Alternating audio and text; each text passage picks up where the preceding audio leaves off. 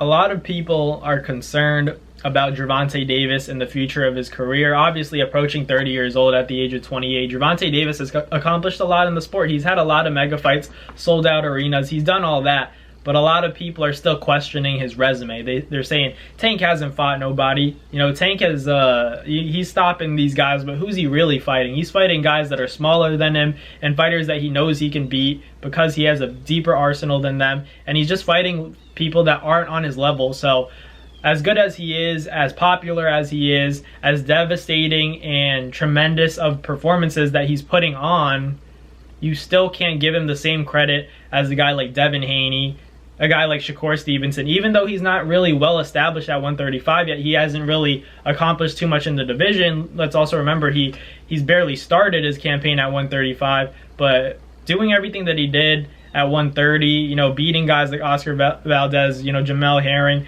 like, he's nothing to play with. There's no doubt about that. But in the weight classes, the respective weight classes, Shakur has done his job and Devin has done his job resume-wise. Now, I think that Tank has done a lot to prove himself, but I understand both sides. I understand that Tank needs to fight the big names in order to gain the respect of the people, and I think he's ready for that. I also think that now's the time to make these fights happen because I feel like Tank's team and his advisors are probably pushing him in the direction of maybe getting that Isaac Cruz rematch, maybe going towards you know, a fighter that isn't that well established at 35 that's going to make Tank look good. I understand all that. I understand the aspect of matchmaking and making fights at the right time. I understand that, but there's also the aspect of waiting too long for a fight to marinate that people will also forget about it, and you know, it's going to become irrelevant eventually. You have to make these fights when both fighters are in their prime, when both fighters are willing to put everything on the line.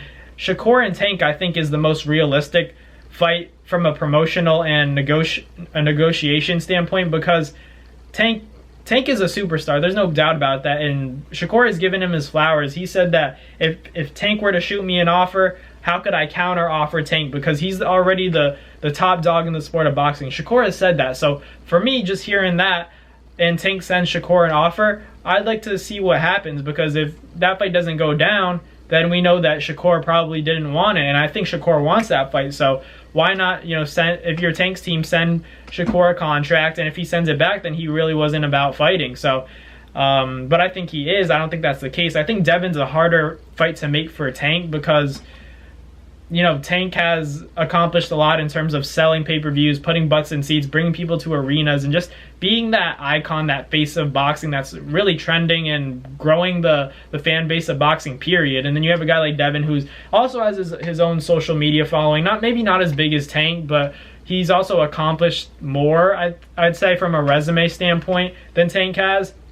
Tank beat Ryan Garcia. He's beating Leo Santa Cruz. Those are really like the big names if you guys really want to talk boxing. Like Hector Luis Garcia, great win. Barrios, great win.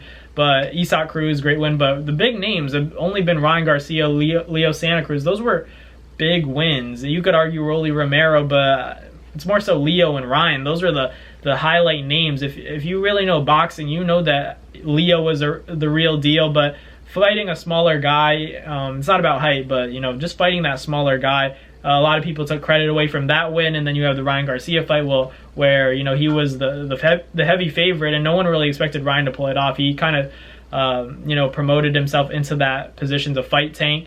That the result was kind of like what we expected. Tank was just on another level on that night.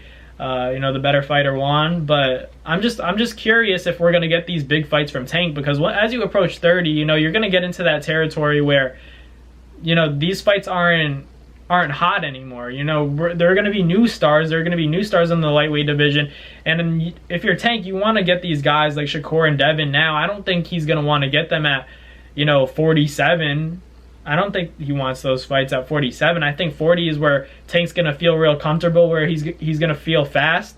And 35 isn't that easy for Tank to make. He can make it. You know, he's been doing it. But I think 40 is where, you know, all those big fights need to happen. I think we need to get it going a little faster, because if these fights aren't timed correctly, people are going to forget about it. Like, don't get me wrong, Earl Spence Jr. and Terrence Crawford was a mega fight, but 650,000 pay-per-view buys in comparison to 1.2 million done by Ryan and Tank, that everyone likes to say that Ryan wasn't ready, he was a little too green. Maybe that's true, but we got that fight and look how well it did, because it was the fight was made when it was hot. So these fights like Tank and Shakur, Tank and Devin Haney, Shakur and Devin, like those fights need to happen real soon, because there's going to be a point where, you know, that pay-per-view buy stock is going to eventually plateau, and like it's going to decline inevitably like any other fight would. It's only going to get so high, and I think that now more than any time is the time to make these big fights for Tank specifically, because I think he's got to be in his prime right now. He's got to be feeling his most confident, so why not make those fights happen if you're